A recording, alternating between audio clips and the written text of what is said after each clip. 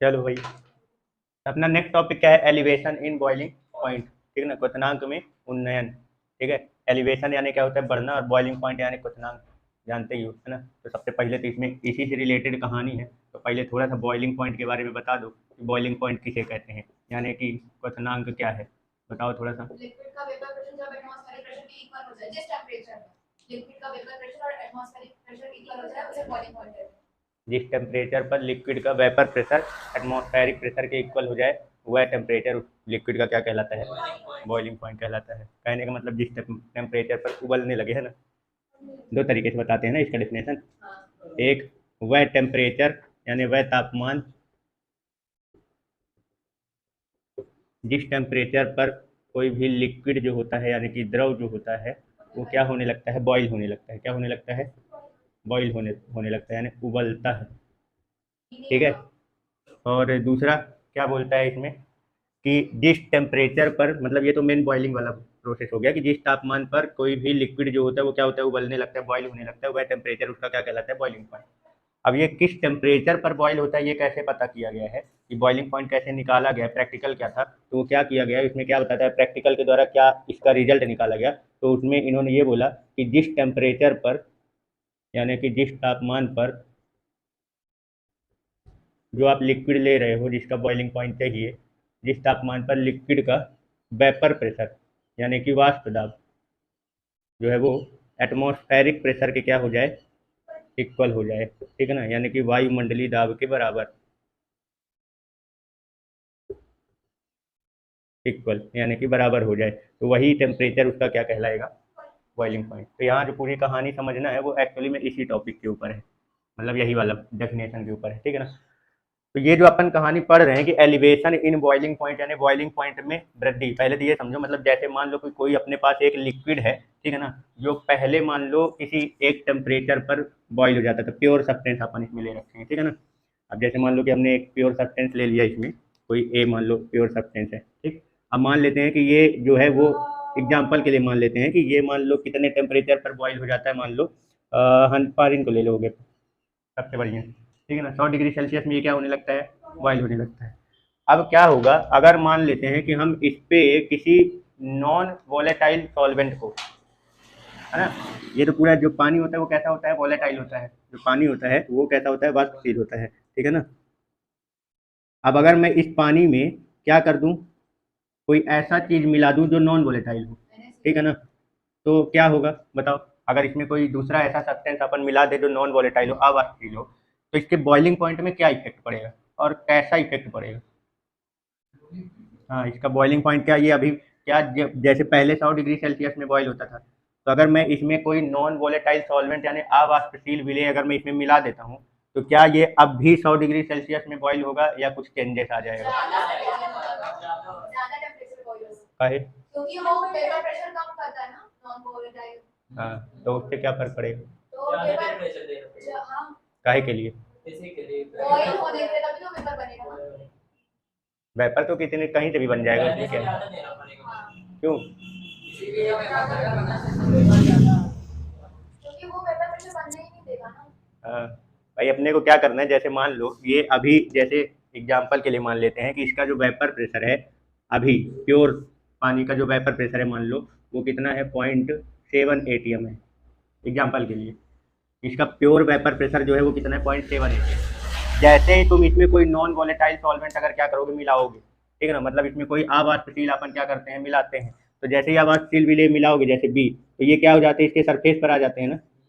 और फिर ये जो इसके नीचे ए है, ए भी तो इसमें है, पर पहले के कंपैरिजन में क्या हो जाएंगे? कम। तो शुरू में जब प्योर था तो यहाँ पे सरफेस पर केवल ए के पार्टिकल थे, तो वो पूरा वोलेटाइल हो जा रहा था, तो वो ज़्यादा वेपर प्रेशर बना रहा था। प्योर मैटर का, शुद्ध जो पदार्थ होता है उसका जो वेपर प्रेशर होता है वो ज़्यादा होता है, ठीक है ना। अब जैसे ही आप नॉन वोलेटाइल सॉल्वेंट मिला दोगे तो ये क्या कर देगा, ये जो ए बार जो वेपराइज हो जा रहे थे तो इसके नीचे जो ए फंस रहा है ये इनको ऊपर नहीं आने देता। तो नॉन वोलेटाइल सॉल्वेंट यानी अवाष्पशील विलेय मिला देने से ये वेपर प्रेशर क्या कर देता है? कम कर देता है। कैसे? वेपर को कम बनने से, वेपर बनने से रोक देता है, ये वाष्प को बनने से क्या कर देता है? रोक देता है। तो यहाँ पे पहले के कंपैरिजन में कम वेपर आएंगे, तो वेपर प्रेशर क्या हो जाएगा? कम हो जाएगा। लेकिन अगर मुझे इसे बॉईल करना है तो मुझे यहाँ का वेपर प्रेशर 1 atm के बराबर पहुँचाना ही पड़ेगा। तो अब ये बताओ, मान लो इसका वेपर प्रेशर जो है सॉल्यूशन का घट के कहाँ आ गया, 0.5 atm में आ गया। क्लियर, ठीक है ना। पहले कितना था, प्योर वाले का कितना था, 0.7 atm। जैसे ही नॉन वोलेटाइल सॉल्वेंट आपने क्या किया, मिलाया, अब आप स्टील विलेज जैसे मिला दिया, तो ये उसके सरफेस में बैठ के जितना पहले वेपराइज हो रहे थे उतना अब नहीं होने दे रहा, वो कम कर दिया। यहाँ वेपर क्या कर दिया इसने, कम कर दिया, वाष्प कम कर दिया, तो इसका प्रेशर जो है वो कितना हो गया, घट के। ये तो राउल्ट के नियम में पूरा कहानी समझे ही हो, है ना। कोलिगेटिव प्रॉपर्टी का जो फर्स्ट वाला कोलिगेटिव प्रॉपर्टी पढ़े हो, अनुसंख्यक गुणधर्म कौन सा, lowering in relative lowering in vapour pressure, है ना। वाष्प दाब में अपेक्षिक अवनमन, तो वहाँ पे यही सारी कहानी तो चल रही थी। तो ये वेपर, तो जैसे ही आप नॉन वोलेटाइल सॉल्वेंट किसी वोलेटाइल नॉन वोलेटाइल सॉल्यूट अगर किसी वोलेटाइल सॉल्वेंट में मिलाते हो, तो वो उसका वेपर प्रेशर क्या कर देता है, डाउन कर देता है, कम कर देता है। तो अब जब तुम टेम्परेचर मान लो दोगे, तो पहले कौन सा वाला वेपर प्रेशर 1 atm में पहुंचेगा, 0.7 वाला या 0.5 वाला। जिसका ज़्यादा है वो पहले 1 atm में पहुंचेगा, मतलब वो पहले बॉयल हो जाएगा। और जिसका कम वेपर प्रेशर है वो, उसको थोड़ा और ज़्यादा टेम्परेचर अभी क्या करना पड़ेगा, देना पड़ेगा 1 atm तक पहुंचाने के लिए। ठीक है, तो इसका मतलब कि जो बाद वाला जो सॉल्यूशन है उसका बॉइलिंग पॉइंट क्या हो गया है, बढ़ गया है, प्योर वाले कंपैरिजन, प्योर के कंपैरिजन में, समझ गए। तो जो प्योर सॉल्वेंट होता है उसका वेपर प्रेशर जो है वो ज़्यादा है, इसलिए उसको 1 atm तक पहुंचाने में आपको कम ही टेम्परेचर लगेगा। लेकिन जो नॉन वोलेटाइल सॉल्वेंट जो मिला दिए, सॉल्यूट जो मिला दिए, अब आप स्टील विलेज जब मिला दिए, तो उसने वेपर प्रेशर क्या कर दिया, घटा दिया, कम कर दिया। तो अब जब तुम इसको गर्म करोगे तो 0.7 atm के कंपैरिजन में इसको 0.5 atm को 1 atm तक पहुंचाने में तुमको ज़्यादा टेम्परेचर देना पड़ेगा, समझे। पहले तो इसको 0.5 से 0.7 तक पहुंचाने में कुछ टेम्परेचर लगेगा, फिर उसके बाद तुम जब दोगे तो वो 1 atm तक जाएगा, लेकिन जब तक ये पहुंचेगा उसके पहले ये 1 atm में पहुंच जाएगा, समझ गए। यानी कि नॉन वोलेटाइल सॉल्यूट को जब अपन वोलेटाइल सॉल्वेंट में मिलाते हैं तो उसका प्रेशर कम हो जाने के कारण उसका बॉइलिंग पॉइंट क्या हो जाता है, बढ़ जाता है। इसी घटना को क्या बोलते हैं, एलिवेशन इन बॉइलिंग पॉइंट। समझ में आया, कहानी क्लियर हुई, ठीक है। कोई डाउट, पहले निपटाओ इसको। पहले तो ये तो समझ गए ना कि बॉइलिंग पॉइंट जो होगा उसमें एलिवेशन कब होगा, यानी कि बॉइलिंग पॉइंट यानी जो आपका क्वथनांक होगा वो बढ़ेगा कब। एलिवेशन इन बॉइलिंग पॉइंट मतलब क्या हो गया, बॉइलिंग पॉइंट में वृद्धि, ठीक है ना, इंक्रीजेस।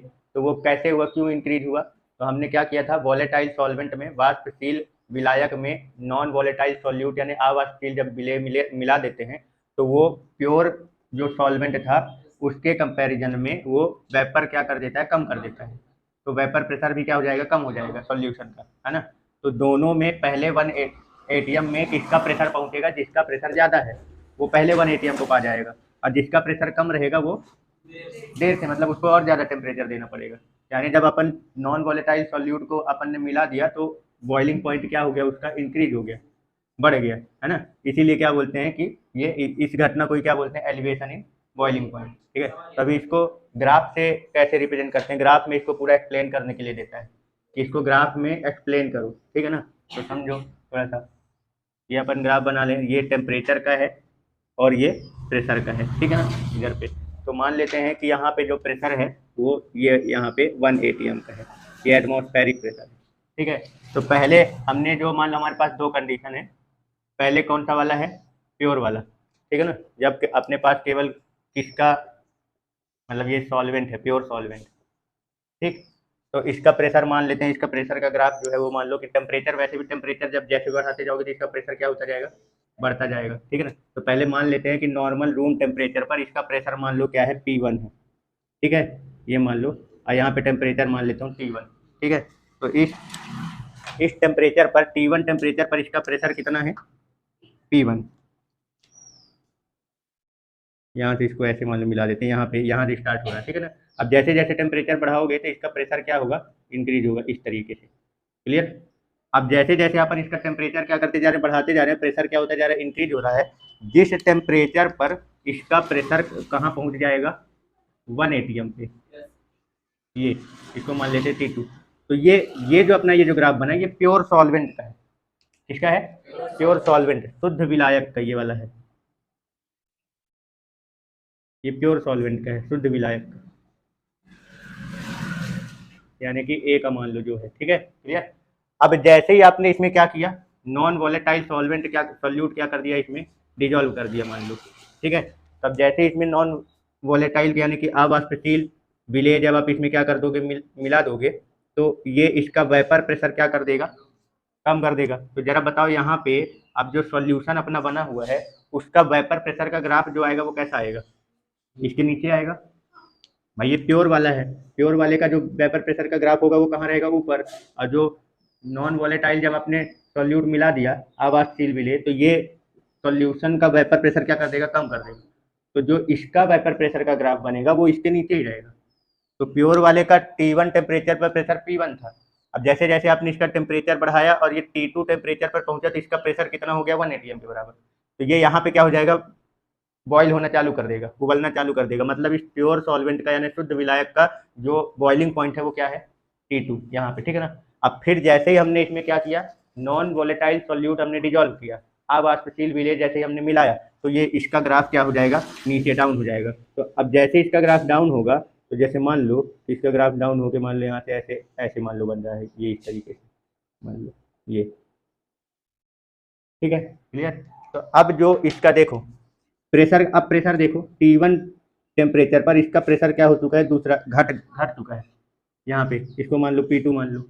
अब जरा ये देखो T2 टेम्परेचर पर पहला वाला जो प्योर सॉल्वेंट था, जो शुद्ध विलायक था, वो T2 टेम्परेचर पर क्या हो गया था, 1 atm का प्रेशर आ गया था, ये बॉयल हो गया था, उबल गया था। लेकिन जो सॉल्यूशन है इसका जरा देखो T2 टेम्परेचर पर प्रेशर कहाँ आ गया, एकदम इसके नीचे आ गया कि नहीं आ गया, ये यहाँ पे आ गया, बहुत कम हो गया इसका। तो अब अगर मुझे इसको बॉयल करना है, इसको सॉल्यूशन को अगर मुझे उबालना है सॉल्यूशन विलयन को, तो मुझे इसका टेम्परेचर अभी क्या करना पड़ेगा, और बढ़ाना पड़ेगा। और इसका टेम्परेचर बढ़ा के मान लो T2 से मैं चला गया कहाँ तक, मान लो यहाँ तक लाना है ना अपने को, इसको 1 atm के बराबर, तो मुझे इसका टेम्परेचर क्या करना पड़ेगा, और बढ़ाना पड़ेगा। और यहाँ तक देखो T2 से ज़्यादा ले जाना पड़ेगा, समझ गए, क्लियर हो गया। तो यानी कि जैसे ही हम क्या कर दिए, नॉन वोलेटाइल सॉल्यूट को डिजोल्व किए अवाष्पशील विलेय को, तो इसका वेपर प्रेशर का क्या हो जाता है, डाउन हो जाता है, कम हो जाता है।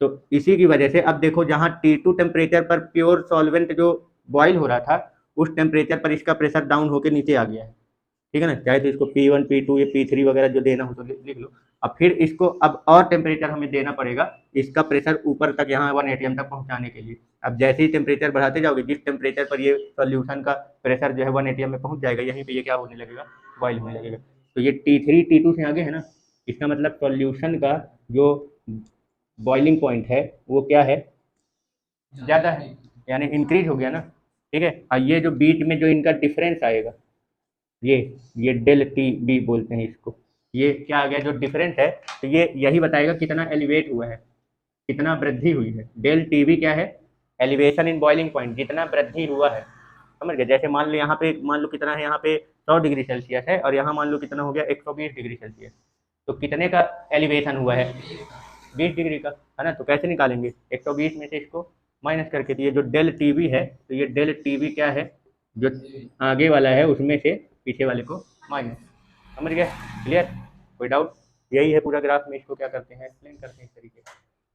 देखो ये एलिवेशन इन बॉइलिंग पॉइंट है, ये भी कोलिगेटिव प्रॉपर्टी है, ये भी एक अल्पसंख्य गुणधर्म है, ठीक है ना। ये देखा गया, ये भी क्या है, मतलब कि आप जितना ज़्यादा मात्रा में प्योर सॉल्वेंट में यानी शुद्ध विलायक में जितनी ज़्यादा मात्रा में नॉन वोलेटाइल सॉल्यूट यानी अवाष्पशील विलेय मिलाओगे, उसका बॉइलिंग पॉइंट उतना ही ज़्यादा होगा, समझ गए। और कारण तो जानते ही हो, जितनी ज़्यादा मात्रा में तुम नॉन वोलेटाइल सॉल्यूट डिजॉल्व करोगे अवाष्पशील विलेय, वो उतना कम वेपराइज कर, मतलब वेपराइजेशन की प्रक्रिया उतना कम कर देगा वो, समझ गए। बहुत ज़्यादा मात्रा में वो तुम्हारा वेपर जो है वो प्योर सॉल्वेंट के कंपैरिजन में कम कर देगा, सॉल्यूशन में जो वेपर बनेगा वो प्योर सॉल्वेंट के कंपैरिजन में शुद्ध विलायक की तुलना में बहुत कम हो जाएगा। तो उसका मतलब जितना ज़्यादा तुम नॉन वोलेटाइल सॉल्यूट डिजॉल्व करो, ये वाला ग्राफ जो है उतना नीचे आता जाएगा, वेपर प्रेशर उतना कम होता जाएगा। और ये जितना ज़्यादा कम होगा तो तुमको इसको ऊपर पहुंचाने के लिए उतना ही ज़्यादा क्या करना पड़ेगा, टेम्परेचर देना पड़ेगा। तो मतलब उतना ही ज़्यादा इसका बॉइलिंग पॉइंट क्या होता जाएगा, बढ़ता जाएगा, समझ गए। तो ये भी ये जो आप प्रॉपर्टी पढ़ रहे हो एलिवेशन इन बॉइलिंग पॉइंट यानी क्वथनांक में उन्नयन, तो ये भी एक कैसी प्रॉपर्टी है, कोलिगेटिव प्रॉपर्टी ही है। ये भी एक अणुसंख्य गुणधर्म है।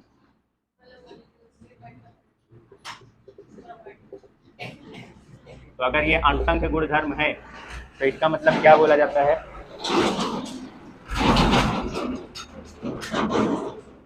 क्या है, एलिवेशन इन बॉइलिंग पॉइंट, क्वथनांक में उन्नयन, किससे रिप्रेजेंट करते हैं, डेल टीवी से। तो ये किसके डायरेक्टली प्रोपोर्शनल होता है, ये एक्चुअली में मोलैलिटी के डायरेक्टली प्रोपोर्शनल होता है। किसके, मोलैलिटी के, ठीक है ना। मतलब कि इसमें ये बोला गया है कि मोलैलिटी का परिभाषा तो जानते ही होगे, मोललता का, विलायक के 1000 ग्राम में उपस्थित विलेय के जितने मोल प्रेजेंट होते हैं वो उसकी क्या कहलाती है, मोलैलिटी। और जो एलिवेशन इन बॉइलिंग पॉइंट है, क्वथनांक में उन्नयन, वो उसके मोलैलिटी पर ही क्या होता है, डिपेंड करता है। भाई विलायक जो था, सॉल्वेंट जो था अपना, उसी में तो सॉल्यूट डिजोल्व कर रहे थे। अब जो भी बॉइलिंग पॉइंट बढ़ रहा है वो किसका बढ़ रहा है, सॉल्यूशन बनने के बाद है तो मेन जो वोलेटाइल होता है वो कौन होता है, सॉल्वेंट। तो उसी का बॉइलिंग पॉइंट क्या हो रहा है, बढ़ रहा है, समझ गए, ठीक है। तो बोला जाता है कि जो बॉइलिंग पॉइंट में एलिवेशन होता है, जो क्वथनांक में उन्नयन होता है, वो मोलैलिटी के डायरेक्टली प्रोपोर्शनल होता है, ठीक है ना। यानी कि विलायक के 1000 ग्राम में उपस्थित विलेय के मोल की संख्या के क्या होता है, ये डायरेक्टली प्रोपोर्शनल होता है। समझ में आया, जितना ज़्यादा मात्रा में, मतलब तुम्हारे विलायक के 1000 ग्राम में जितनी ज़्यादा मात्रा में विलेय घुला होगा, वो उसका बॉइलिंग पॉइंट उतना ही ज़्यादा कर देगा, क्वथनांक उतना ज़्यादा बढ़ा देगा वो, ठीक है, समझ गए। अब प्रोपोर्शनल हटाते हैं तो इसमें क्या आता है, कांस्टेंट वैल्यू आती है, वो है के बी, ठीक है, क्या है, के बी। ये बी बॉइलिंग पॉइंट के लिए, बी जो वर्ड यहाँ पे यूज हो रहा है वो काय के लिए है, बॉइलिंग पॉइंट के लिए है। तो ये फॉर्मूला समझ में आया, कोई दिक्कत। यहाँ इसको क्या बोलते हैं, ये जो लिखा हुआ है मोलल एलिवेशन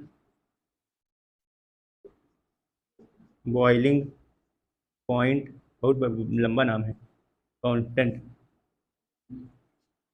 ठीक है। हिंदी में क्या बोलते हैं, मोलल उन्नयन, क्वथनांक उन्नयन, क्या लिखना है, क्वथनांक उन्नयन स्थिरांक, समझ गए, क्लियर, ठीक है। इतना बड़ा एक नाम है कि हेडिंग है, खत्म हो जा रहा है।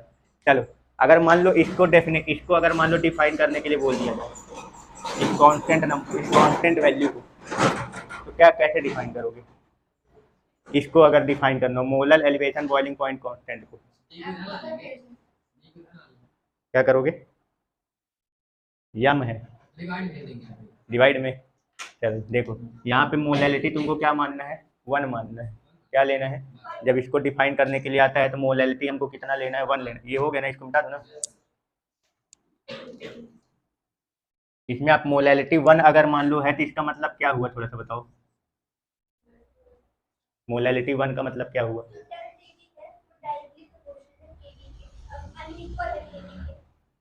तो मोलैलिटी 1 होना क्या कहलाता है, मोलैलिटी का 1 का मतलब क्या है, मोलैलिटी का डेफिनेशन क्या बोला जाता है,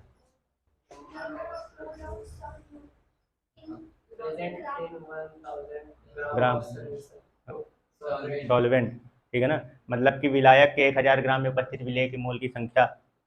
तो अगर मैं मोलैलिटी 1 दे रखा हूँ तो इसका मतलब क्या हुआ, विलायक के 1000 ग्राम में विलेय 1 मोल है, विलायक के यानी सॉल्वेंट के 1000 ग्राम में जो सॉल्यूट है वो कितना है, 1 मोल है, समझ गए। तो अगर विलायक के 1000 ग्राम में विलेय की मात्रा 1 मोल अगर रखते हैं तो 1 मोल मिलाने पर, विलायक के 1000 ग्राम मात्रा में विलेय के 1 मोल को मिलाने पर जितना, जैसे यहाँ m=1 रखोगे तो डेल टी बी किसके बराबर आएगा, के बी।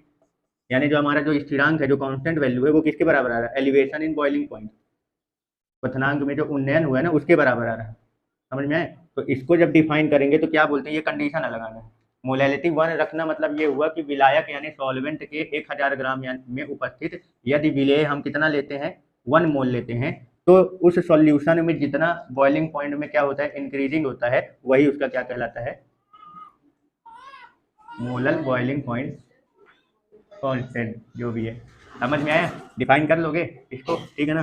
करो इसकी कहानी बताओ कि यदि सॉल्वेंट यानी कि विलायक के 1000 ग्राम में सॉल्यूट यानी विलेय के 1 मोल मिलाने पर विलयन यानी सॉल्यूशन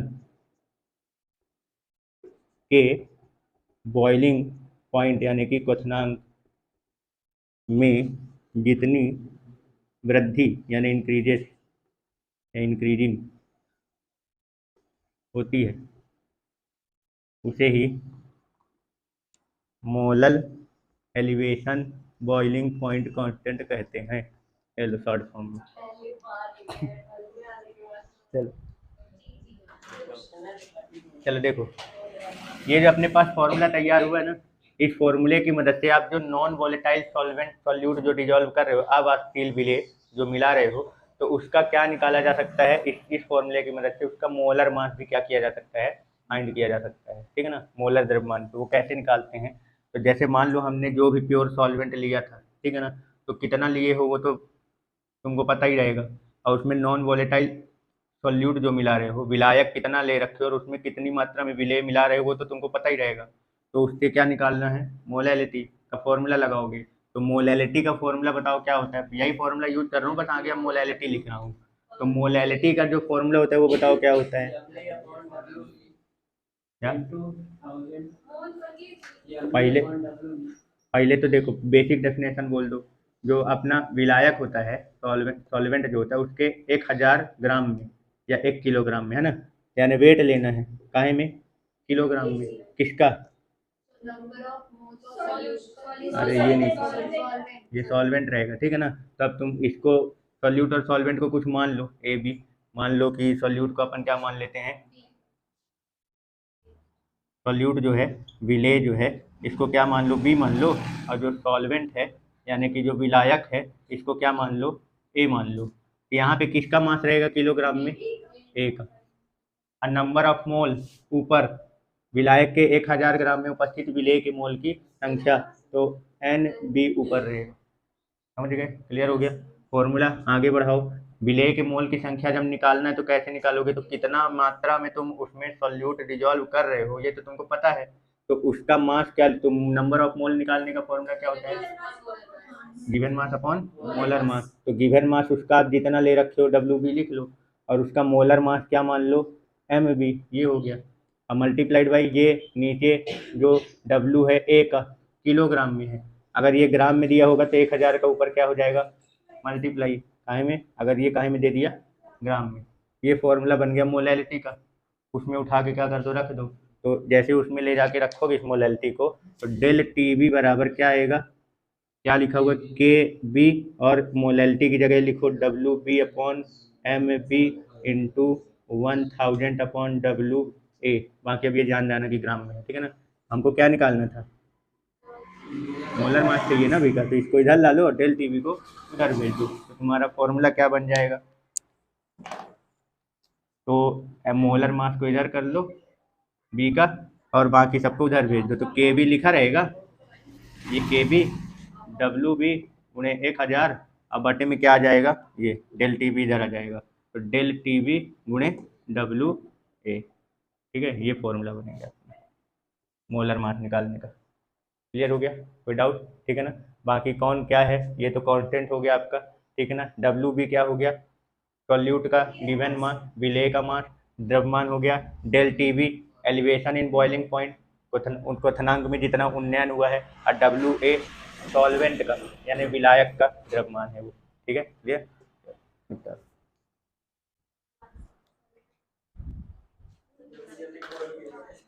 चलो देखो, जो एलिवेशन इन बॉइलिंग पॉइंट यानी जो क्वथनांक में उन्नयन पढ़ रहे हो, इसके काफ़ी सारे यूजेस भी होते हैं। जैसे मान लो, देखो हम लोग जैसे मान लो कोई खाना वगैरह, जैसे मान लो कोई सब्जी वगैरह पकाते हैं, ठीक है, तब जैसे मान लो उसको क्या करते हो, पानी तो जैसे मान लो 100 डिग्री सेल्सियस पर उबलता है, ठीक है ना। अब तुम उसको गर्म करते रहोगे ना, तो 100 डिग्री सेल्सियस से ज़्यादा उसका टेम्परेचर नहीं बढ़ेगा, ये ध्यान रखना। जैसे पानी है, तो पानी को आप क्या करते हो, जैसे मान लो पानी को आप गर्म करोगे, तो ये 100 डिग्री सेल्सियस तक इसका टेम्परेचर बढ़ाओ, 100 डिग्री सेल्सियस में ये क्या होने लगता है, बॉईल होने लगता है, मतलब कि इसका टेम्परेचर पानी का 100 डिग्री से आगे नहीं बढ़ेगा।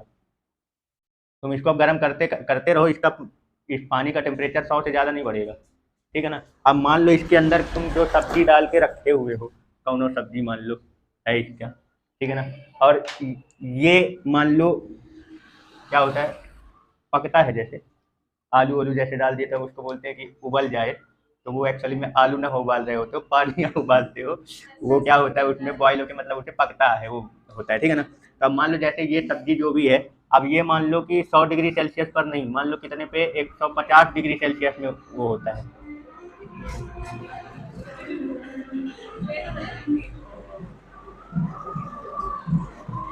वो मोबाइल चलाए पड़ा है। 19 बार की दिला रहा है लोगों को। क्या स्लो मोशन है। और देख, एक हाथे से ट्रैक्टर चला रहा है, एक हाथे से मोबाइल देख रहा है, पता नहीं कहाँ कहीं मोड़ दे ले जा।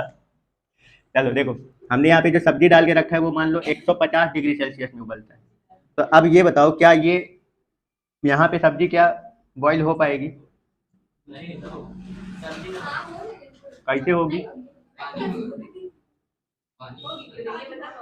कहती है कैसे होगी। सब्जी कैसे बॉईल होगा? सब्जी का तो, सब्जी तो पकने के लिए उसको 150 डिग्री सेल्सियस का टेम्परेचर चाहिए।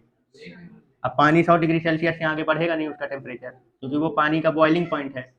समझ गए? बॉइलिंग पॉइंट की एक खासियत होती है, वो फिक्स होता है, ठीक है ना, वो ना तो घट सकता है ना ही बढ़ता है। जब किसी एक, जैसे अब ये, जैसे यहाँ पे अब पानी का टेम्परेचर तुम 100 डिग्री सेल्सियस पहुंचा दोगे, तो अब ये पानी जो है वो 100 डिग्री सेल्सियस से आगे नहीं जाएगा। इसका टेम्परेचर तुम कितना भी बढ़ाते रहो, तो वो जो एक्स्ट्रा हीट बन रही है ना, वो भाप में चली जा रही है, ठीक है। लेकिन हमको उबालना इसको है, और इसका टेम्परेचर हमें 150 डिग्री सेल्सियस चाहिए। तो अब क्या करें कि ये, क्योंकि इसका पानी का टेम्परेचर तो 100 से ज़्यादा बढ़ ही नहीं रहा, तो उसको 150 डिग्री सेल्सियस टेम्परेचर मिलेगा ही नहीं। बाकी सारा हीट पानी लेके वेपर में चला जा रहा है। इसको हीट जो है वो मिल ही नहीं रही है। तो क्या करते हैं अपन, इसमें क्या कर दो, नमक मिला दो। क्या कर दो? नमक मिला दो। जैसे ही तुम इसमें क्या कर दोगे, नमक मिला दोगे, तो ये क्या कर देगा, पानी का वेपराइजेशन जो है वो क्या कर देगा, कम कर देगा। पानी का वेपराइजेशन कम कर देगा, तो पानी के पार्टिकल जो है वो बाहर नहीं जा पाएंगे, अंदर ही रहेंगे। और इसका बॉइलिंग पॉइंट अब क्या हो जाएगा, अब अगर मुझे इसको वेपराइज करना है तो मुझे और ज़्यादा टेम्परेचर देना पड़ेगा। तो अब तुम इसको टेम्परेचर क्या कर सकते हो, और बढ़ाओगे, तो अब यहाँ का टेम्परेचर अब इंक्रीज होगा। यहाँ का नमक मिलाने के बाद पानी का टेम्परेचर अब यहाँ पे क्या है, इंक्रीज होगा, बढ़ेगा, और वो 150 तक पहुँच जाएगा। अब फिर जाके ये जो है आलू वगैरह जो भी डाला है, आलू अंडा जो भी है वो, अच्छा अंडे से याद आया, अंडा कभी देखे होगे, जब अगर कोई, कौन अंडा बनाता खाता है, हाँ, तो देखे होगे ना, उबालने के पहले पानी में क्या करते हैं, नमक डालते हैं। जब आप अंडा बॉईल करते हो तो खाली पानी में नहीं करते हैं, उसको क्या करते हैं, उसमें मतलब नमक मिलाते हैं पहले, उसके बाद अंडे को डाल के और फिर उसको क्या करते हैं, बॉईल करते हैं। एक्चुअली में इसका कारण ये है कि जो अंडा है वो 100 डिग्री सेल्सियस में नहीं बॉईल होता है, इसलिए उसमें नमक डाल के और उसका पानी का पहले बॉइलिंग पॉइंट क्या किया जाता है, बढ़ाया जाता है, क्वथनांक। तो वो नमक डाल के उसका बॉइलिंग पॉइंट ज़्यादा कर दिया जाता है, ताकि जो एग है, अंडा है, वो क्या हो जाए, वो बॉइलिंग पॉइंट उसको मिल जाए उसके। यानी जो 100 डिग्री सेल्सियस जिस जो वेजिटेबल, जो सब्जी मान लो 100 से कम में अगर क्या हो जाएगा, बॉईल हो जाएगा, तो उसका तो काम हो जाएगा, कोई दिक्कत नहीं है, बिना नमक मिलाए उसको उबाल लोगे। लेकिन जिसका बॉइलिंग पॉइंट 100 से ज़्यादा होगा, उसको तुम पानी में गर्म करोगे और वो उबालोगे तो वो कच्चा ही रह जाएगा, वो बॉईल नहीं होगा अच्छे से, क्योंकि उसको जितना, इसको जितनी हीट चाहिए वो वहाँ तक टेम्परेचर पहुँचा ही नहीं उसका। 100 डिग्री सेल्सियस में पहुंचा, पानी क्या होने लगा, वेपराइज होने लगा। अब पूरा पूरा हीट कौन लेके जा रहा, वेपर। पानी का टेम्परेचर नहीं बढ़ेगा 100 डिग्री सेल्सियस से आगे, जब तक ये पूरा बॉईल नहीं हो जाएगा, पूरा जब तक वेपराइज नहीं हो जाएगा, तब तक इसका पानी का टेम्परेचर 100 डिग्री सेल्सियस पे ही रुका रहेगा। इसीलिए सब्जी जो 100 से ज़्यादा पे उबलते हैं, वो आप नॉर्मल पानी में उनको नहीं उबाल पाओगे, वो कच्चे ही रह जाएंगे उसमें। तो अगर तुम्हें उसको क्या करना है, अच्छे से बॉईल करना है, तो उसमें क्या कर दो, नमक मिला दो। तो उसमें जैसे ही तुम पानी में नमक मिला दोगे, तो इसका बॉइलिंग पॉइंट अब 100 से बढ़ के मान लो, जैसे जब 150 तक मान लो पहुंच जाता है, तो अब जब तुम इसको गर्म करोगे ना, तो अब हीट तुम्हारी पानी को छोड़ के बाहर नहीं जाएगी, क्योंकि अभी बॉइलिंग पॉइंट जो है वो अब क्या हो चुका है, बढ़ चुका है। तो जब तक तुम इसका 150 डिग्री सेल्सियस नहीं पहुंचाओगे, तब तक ये बॉईल होके बाहर नहीं जाएगा। तो तुम्हारा टेम्परेचर आसानी से पानी में और 150 तक पहुंच जाएगा, और ये क्या हो जाएगा, बॉईल हो जाएगा। आगे समझ में? ये है जनरल लाइफ में इसका एग्जाम्पल। सब्जी वब्जी पकड़ जो इतनी देर से पकावत रहा है, तो काहे नमक मिलावत है, अभी तक तो यह सोचते हैं कि नमक स्वाद के लाने मिलाई थे, जब उन्हें सब्जी खबर जाए। एक कारण ये भी है, ठीक है, क्लियर। तो जो सब्जी पानी में अच्छे से नहीं बॉईल हो पाती, तो उनको उबालने के लिए, किसी भी चीज़ को उबालने के लिए, उसमें नमक क्या कर देते हैं, मिला देते हैं, ताकि उसका बॉइलिंग पॉइंट इंक्रीज हो जाए, और उसको इतने टेम्परेचर का जो हीट चाहिए होता है, उसको वो हीट क्या हो जाए, मिल जाए। नहीं तो इतने में अगर बॉईल हो गया, तो सारी हीट कहाँ चली जाएगी, बाहर। ये पानी में तो हीट रुकेगा नहीं, 100 डिग्री सेल्सियस के आगे टेम्परेचर बनेगा ही नहीं इसमें, ठीक है, क्लियर। अच्छा, और कहाँ कहाँ इसके यूजेस देखने को मिलते हैं, वो वाला, हाँ बोलो, कहाँ? दाल नहीं बनती है ना बोल के पानी। और सर सब सब्जी को ऐसे कढ़ाई में क्या जाता है, करेला में। तो पहले तो हम मिला देते हैं। अच्छा ये बताइए आप काहे में नमक पहले मिला देते हैं? करेला। अरे वो करेला में तो उसकी कड़वाहट निकालने के लिए होता है। आमलेट बनाने के लिए तो हम लोग और रहते हैं। हाँ, आमलेट आमलेट में थोड़ी वो करते हैं, वो आमलेट में तो उसका अंदर का लिक्विड वाला मटेरियल चाहिए होता है। आमलेट में नहीं, वो बॉयल वाला जो होता है उसके खाने के लिए सब्जी वब्जी जो बनाते हैं उसमें करते हैं। हाँ, अच्छा ये बताओ, यस सर। आइसक्रीम खाए होगे ना, वो वाली मटका वाली, नमक का कभी स्वाद आया है उसमें? नमक मिला रहता है, समझ गए, आया है। सुनो, जो बर्फ होता है, तो बर्फ जो होता है वो क्या हो जाता है, जैसे 0 डिग्री सेल्सियस से आगे टेम्परेचर उसका बढ़ेगा तो वो क्या हो जाएगा, लिक्विफाइड होने लग जाता है, मतलब द्रव में बदलने लगता है, वो फिर जमा नहीं रहता है, ठीक है ना। तो जब नमक मिला देते हैं तो एक्चुअली में उसका बॉइलिंग पॉइंट जो होता है वो क्या हो जाता है, थोड़ा सा इंक्रीज हो जाता है। तो वो बॉइलिंग पॉइंट जैसे मान लो कि पहले ही जैसे मान लो बर्फ है, अब वो जल्दी पिघले ना, इस चीज़ को थोड़ा समझना, जल्दी वो पिघले ना, इसके लिए क्या करते हैं, उसमें नमक मिला देते हैं। तो नमक करता क्या है, नमक क्या करता है कि उसका बॉइलिंग पॉइंट क्या कर देता है, बढ़ा देता है। अब जब बॉइलिंग पॉइंट क्या हो जाता है, बढ़ जाता है, तो जो पहले ही जल्दी से क्या हो जा रहा था, मतलब लिक्विफाइड हो जा रहा था या वेपराइज हो जा रहा था, उसको अब वेपराइज होने के लिए थोड़ा ज़्यादा टेम्परेचर की जरूरत पड़ेगी। इसीलिए क्या करते हैं, जो आइसक्रीम वाले होते हैं, तो वो अपने बर्फ़ वाला जो कंटेनर रखे रहते हैं उसमें अच्छा खासा नमक मिलाए रहते हैं, ताकि वो बर्फ़ पिघले ना। नहीं तो नॉर्मल बर्फ़ लेके निकलेंगे तो कितना जल्दी वो पानी में कन्वर्ट हो जाता है, तो वो जल्दी से लिक्विफाइड ना होने पाए, उसका बॉइलिंग पॉइंट काफ़ी, नमक मिला के उसका बॉइलिंग पॉइंट यानी कि जो क्वथनांक है वो काफ़ी ज़्यादा क्या कर दिया जाता है, इंक्रीज कर दिया, बढ़ा दिया जाता है, ताकि वो जो जिस टेम्परेचर पे वो लेके चल रहे होते हैं कंटेनर, उस टेम्परेचर पर वो पिघलने ना पाए। यानी बॉइलिंग पॉइंट कम रहेगा तो वो जल्दी से क्या हो जाएगा, मेल्ट हो जाएगा और फिर वेपराइज भी हो जाएगा, भाप बन के निकल लेगा, और तुम्हारा जो आइसक्रीम है तो वह पूरा लिक्विफाइड हो जाएगा। आज ये सारे फैक्ट पता चल रहा है पहली बार, नहीं तो मेरे को तो लगता है कि समझ गए ना।